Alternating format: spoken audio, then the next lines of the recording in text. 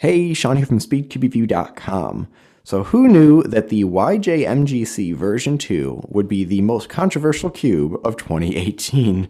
I did an unboxing of this, and it was of these two, which were kind of prototypes that I received, and then we have the official full version, which I'll talk about that in just a second. Basically, the controversy is some people are saying really good things about it, that's a good puzzle, and some people are apparently saying it's the worst puzzle ever made. Now, I'm exaggerating a bit there, I think, but other people seem to be exaggerating as well. So we're going to talk about that. Before we do, let me kind of wrap up an actual review, and then I'll get to that thing. So, excitement. So, okay. The big thing about the full version as opposed to the prototype was that it has a little bit nicer green. Now, this dark green looks kind of nice, but in contrast to the blue, I'm finding the lighter one a little bit easier to see when I'm actually solving. So I do like that change. And the full version, the box, I'm missing the little red part that I had when it first came, but the box is really nice. It has like a nice coating to it, like it actually feels quite sturdy.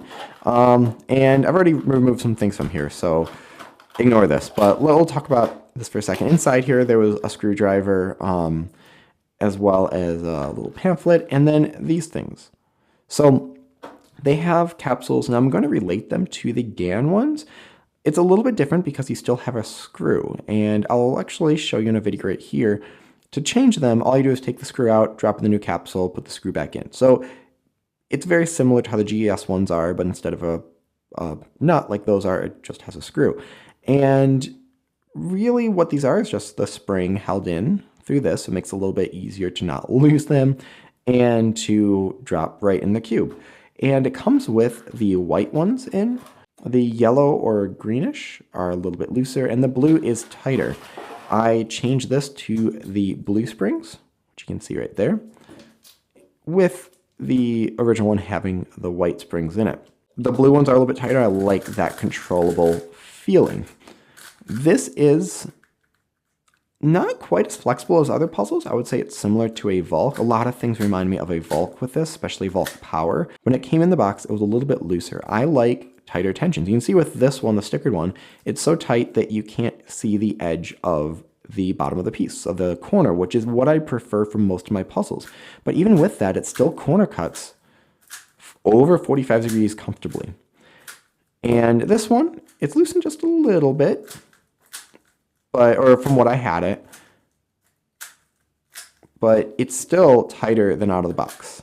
And I suggest people to do that, because let's kind of go into the one big thing I've heard some complaints about is that it's a little catchy. And I don't seem to have anything more than other puzzles. Like, yes, the cube can catch, but so can every other puzzle out there. And I actually find a very similar feeling to my GAN 354 as far as catching. I just have to adjust my turning a little bit. And I realize it's not so much turning, but just how I grip the puzzle. So how I grip the puzzle, just being a little bit less pushy here and leaving it more boxy, more stable. And on these tighter tensions, like you saw, it still corner cuts great, and it seems to have a lot less catching issues. And now I installed the blue springs, and even with those, it's too fast. You need to slow it down just a little bit. But the blue springs definitely help make it a bit more controllable, tighter tensions as well, and I have very little catching with it, or the same amount that I do on other puzzles. And you can see here I've had some good solves. Here's a few in a row, just good solves. My times are the same as other puzzles. I don't have worse times on this than other ones. And the fact that this is $20 as opposed to 30 or 40 or 60 is fantastic. A puzzle that is $20 compared to a $60 one, I don't feel like this is a third the performance. If not, it's very comparable. Now, one thing that I also tried is magnets. I think the magnet strength is actually quite nice, especially with the tighter tensions. It works well. It's a nice click. But some people like a little bit more magnetic click. So what I did, let's see if I can get, the cap's actually hard to get off here. They slide off this way. So when you do try to take them off, you kind of need to go at an angle. So the magnets in here are definitely 4x1. I had some more 4x1 N35, and I use those for the inner layers of a lot of 4x4s, like the Thunderclap that I magnetized. But this, I added another 4x1 N35, and it's a really nice click. 4x2 N35 might be a bit much, But if you really like a strong click, that is fine. But I like just adding one layer of 4x1 to the corners, and that really helped give it an even more solid feel. So that is an option if you want a little bit stronger.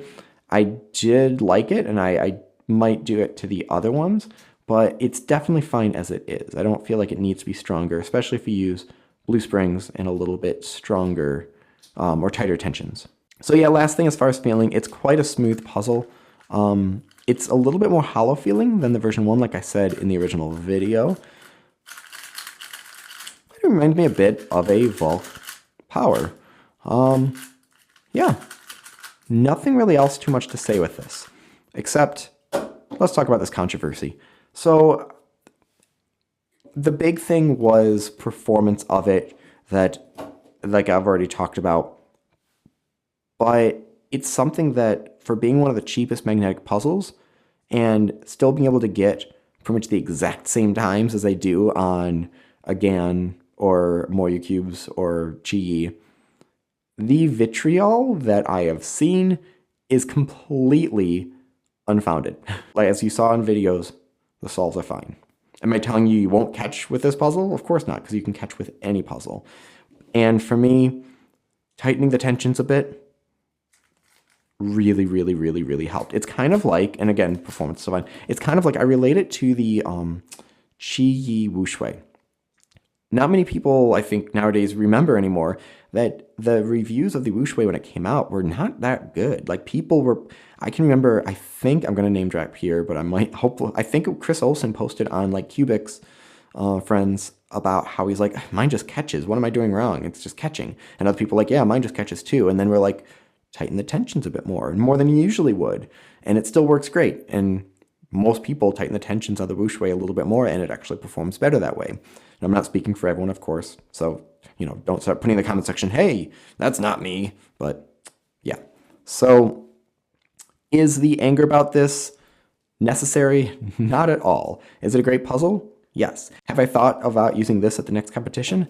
Definitely. I'm going to do my test where I like do a bunch of different puzzles, but I get the same times with this and other ones, and it's a great $20 magnetic puzzle that YJ has produced that's a more modern design than the original version 1. So thank you very much. Hopefully this clears things up about the puzzle.